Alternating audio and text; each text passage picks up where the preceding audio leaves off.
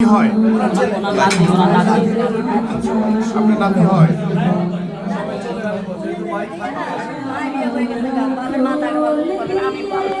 আচ্ছা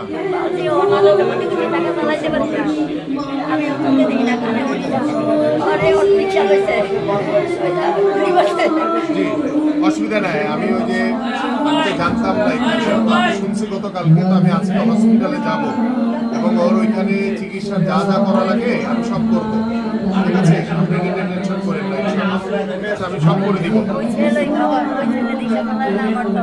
আমি এখন কিছু দিয়ে দিচ্ছি আপনাকে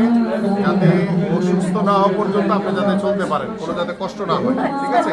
আপনি বসেন আমি এখন দিয়ে দিচ্ছি বসেন বসেন বসেন ভরসা রাখেন ভাই সব করে দিবেন যেখানে যেটা লাগবে ভাই করবেন আমি করে দিচ্ছি বসেন না না অসুবিধা নেই বসেন ভাই এখানে 50,000 টাকা আছে 50,000 এটা আপনি রাখেন পরে হ্যাঁ আপনার নাতির জন্য আমি করবো আমি আপনার নাতির চিকিৎসার জন্য যা করা লাগে সেটা করবেন এটা আমি দিয়েছি আপনাকে চলার জন্য ঠিক আছে এটা আপনাদের চলার জন্য আপনাকে চলার জন্য দিয়েছি যেহেতু আপনার নাতি অসুস্থ এবং আপনি এটাতে চলেন আর নাতির জন্য চিকিৎসার জন্য যা যা করা লাগে আমি ওই যে বিকালবেলা যাবো যে আল্লাহ আল্লাহ আল্লাহ আল্লাহ হায়দার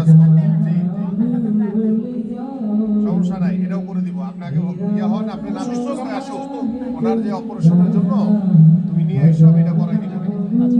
সব শুরু থেকে সব আমি করতেছি তুমি আমার সাথে যোগাযোগ করলে সাজাদের সাথে যোগাযোগ রাখো ঠিক আছে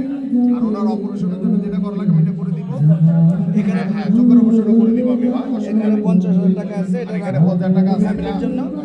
আর হলো আমরা তো বিকালে যাবো আর চলা যাবে ওখানে যেটা লাগে ওটাও সব বেঁচে থাকবে